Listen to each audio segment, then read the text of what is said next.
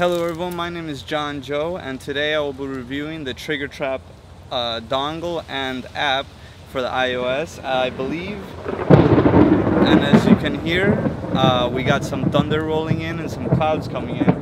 So I'm going to do a quick time lapse until it starts raining, basically, of these clouds that are rolling in, and we got some planes coming by because there's the Fort Lauderdale airport close by. I'm in Dania Beach, Florida, by the way.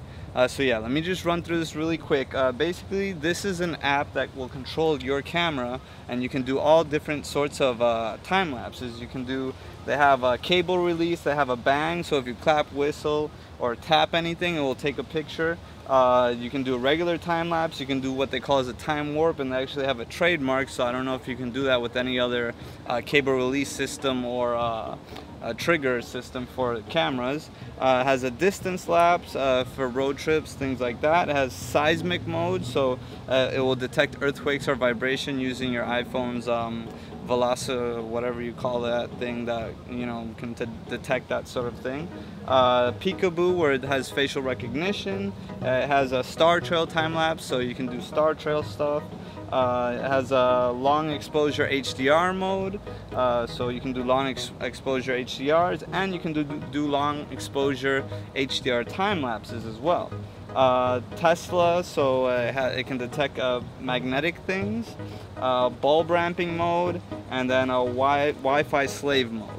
So you can trigger it remotely through Wi-Fi devices in other locations. So you have this connected to here, and you connect to a Wi-Fi network and trigger it remotely from somewhere else, not having to be close to the camera.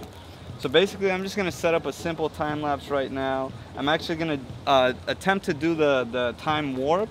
This really would only work if your camera can do really quick shutter speeds, because it's going to start doing some quick, like might be like 5-6 frames per second, and then it'll start to slow down, so it'll give you that time warp effect. And then at the end, you can program it however you want. There's a quadratic and all different types of curves you can use. I'm actually going to use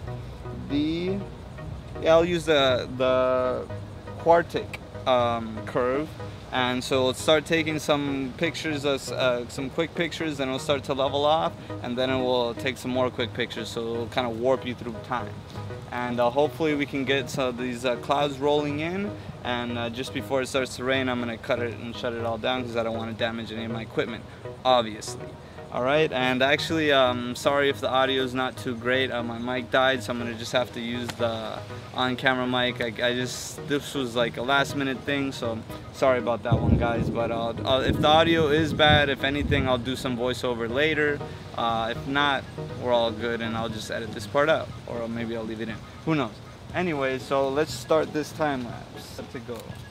So it's going to take that first picture, and it should, as you can see, start taking more pictures consecutively, quicker.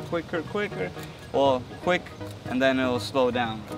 So yeah, that's pretty much it, and this was the review of the Triggertrap dongle and app for the Fujifilm X-E1, and the one I actually got was the Canon version, so I'll provide links in the descriptions to the Canon version and all other versions of this dongle, which is pretty much compatible with any camera. All you have to do is get a different cable that connects to your camera.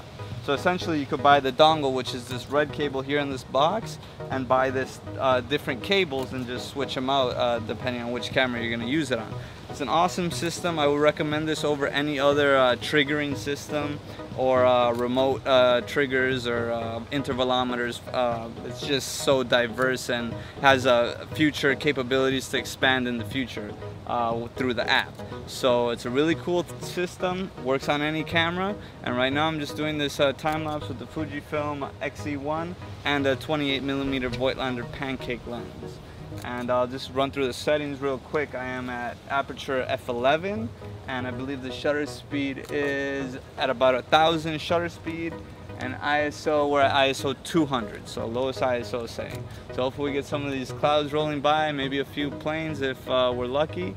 And again, this is John Joe, and please like, subscribe, comment on my videos if you have any questions, or if you just have any opinions for the most part.